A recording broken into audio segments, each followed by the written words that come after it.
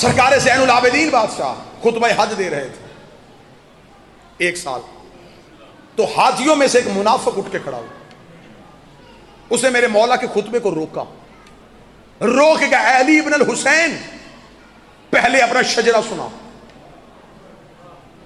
اتنا کہنا تھا، یہ کائنات کے سب سے بڑے نمازی امام کے چہرے کی رنگت بدلی۔ امام نے حجر اسود کی طرف اشارہ کیا، فاشارت الی حجر اسود، امام نے حجر اسود کی طرف اشارہ کیا۔ امام نے کہا تو بتا ہم کون ہیں؟ جو جوان بیٹھے ہو، میں تاریخ پڑھنے لگا ہوں حجر اسود۔ امام نے کہا تو بتا ہم کون؟ حجر اسود بول پڑا۔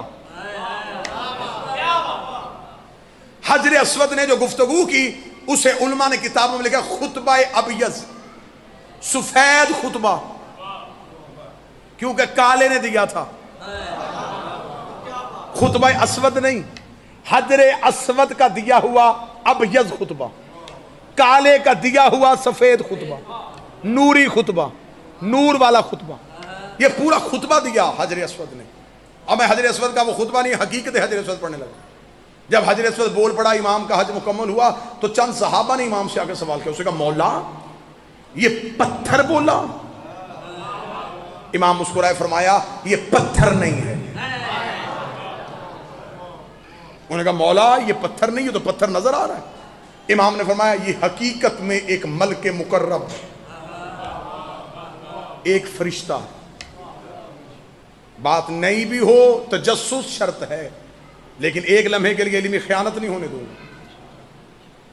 انہوں نے کہا مولا یہ فرشتہ ہو کے پتھر کی شکل میں کیوں؟ اب ہیں تو خطابت میں لفظی، میں لفظوں کے ذریعے آپ کو سفر کرواؤں گا۔ امام نے جو جملہ کہا وہ جملہ بڑا خوبصورت ہے، میرے ہاتھ میں سونے کا قلم ہو، میں کعبے کی پیشانی پہ لکھوں۔ امام زین العابدین مسکرا کے فرماتے ہیں ہم جب یہاں آنے سے پہلے آلین میں رہتے تھے۔ جو بول سکے وہ زین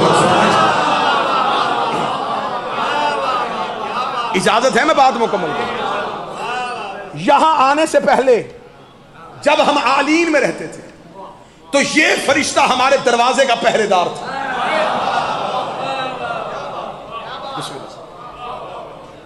آلین میں رہتے تھے، اس کے لیے قرآن کی نص موجود ہے کہ جب ابلیس نے کہا تھا کہ میں سجدہ نہیں کروں گا، خدا نے کہا کیوں نہیں کر رہا؟ اس نے کہا وہ کیوں نہیں کر رہے؟ خدا نے کہا استکبرت ام کنت من العالین، اتنا بڑا ہو گیا ہے اپنے آپ کو ان جیسا سمجھتا،